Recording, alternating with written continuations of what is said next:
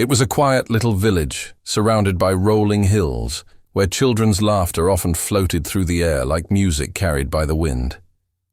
In the heart of this village stood an enormous stone wall that hid something beautiful behind it, a garden so lovely that it could have been plucked straight out of a dream. The garden belonged to a giant. He was a tall, broad-shouldered man with a heavy brow and a beard the color of iron.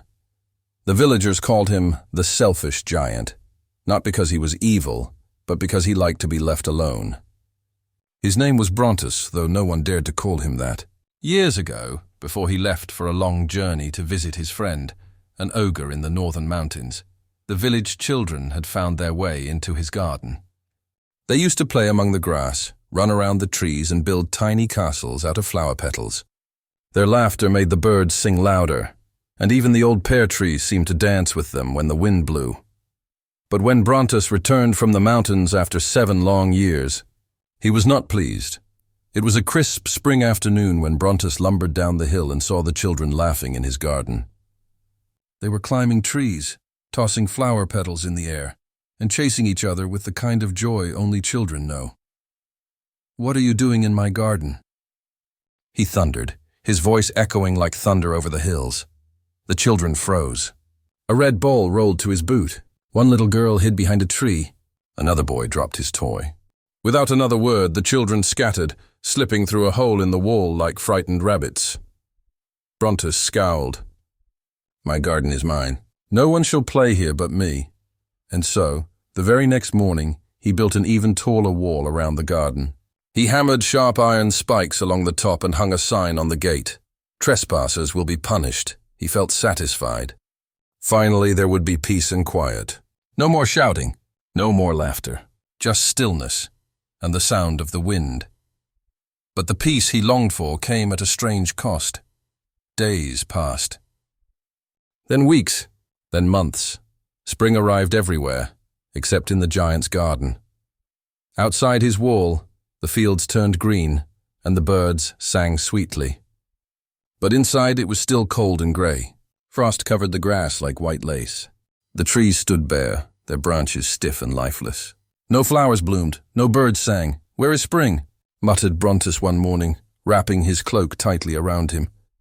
He looked out from his window and saw only snow and ice.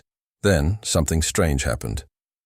As he stepped outside, he heard a whisper, like laughter carried by the wind. But it wasn't laughter. It was the north wind, howling angrily through the empty branches. "We'll stay here," hissed the north wind. "The giant's too selfish for spring." Next came hail, clattering like stones upon the roof. Then snow, blanketing everything in white silence. Even the frost crept out from the shadows, painting the walls with icy fingers. And so, year after year, the garden stayed locked in winter. The children's longing. The children missed the garden terribly. They played in the dusty lanes and on the roadside, but nothing felt the same. "I wish the giant would let us play again," said one little boy, peering through a gap in the wall. "His garden was so beautiful." "Yes," said another. The trees were taller, and the flowers smelled sweeter there. But no one dared go inside. The iron spikes looked too sharp, and the giant's shadow too large. Still, every now and then, a few brave children would press their faces against the cracks in the wall, peeking through. They could see the white snow and the stiff bare branches inside, and they would sigh. "Poor garden," whispered one girl. It looks lonely. One morning, as the giant lay in bed, he heard something unusual. It wasn't the howl of wind, nor the crack of hail. It was music. He sat up. "A bird in my garden?" He hadn't heard a bird sing there in years. He opened his window. The air was cool but soft. The snow had melted in one corner of the garden, and a patch of green had appeared. There, beneath a small apple tree, stood a group of children. They had somehow found a hole in the wall. The giant's eyes widened. The little ones were climbing the branches and laughing. The apple tree was covered in pink blossoms. Birds fluttered above them, chirping joyfully. The flowers were waking up from their long sleep, but in one corner of the garden, winter still lingered. A tiny boy stood there, too small to climb the tree. He was crying softly, reaching up toward a branch that seemed just out of reach. Something stirred in the giant's chest, something he hadn't felt in a long time. For the first time in years, Brontus stepped out without his heavy boots or his stick. He walked slowly toward the garden. But when the children saw him, they screamed and ran again, except for the tiny boy. He was too busy crying to notice the giant's shadow falling over him. Brontus knelt down, his knees pressing into the frosty ground. "Why are you crying, little one?" he asked softly. The boy looked up, his eyes wide and wet. "I can't reach the branch," he said. The giant smiled, a small, awkward smile that felt strange on his face. "Here," he said gently, lifting the boy with both hands. The child's laughter was like the sound of chimes as he climbed onto the branch, and as soon as the boy's laughter filled the air, something miraculous happened. The frost melted. The snow disappeared. Flowers burst open around them, and the birds began to sing louder than ever. The giant stood still, his eyes wide. "It's spring," he whispered. "It's spring!" "In my garden." Then he understood. The reason spring had never come was because he had shut the children out, and with them, joy itself. When the children saw that the giant wasn't angry, they came running back. They surrounded him, tugging at his cloak, laughing. The once terrifying giant sat among them, his laughter booming like thunder, but this time, it was a happy sound. He took down the sign that read, "Trespassers will be punished," and replaced it with another, "Welcome, children." "My garden is yours." He tore down the wall with his own hands.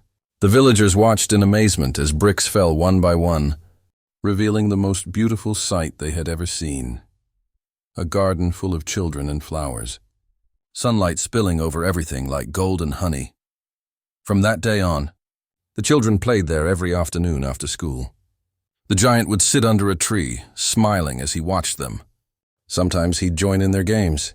He built tiny swings for the younger ones and told stories about his travels to the northern mountains. But the little boy he had lifted that day, the one who couldn't reach the branch, had disappeared.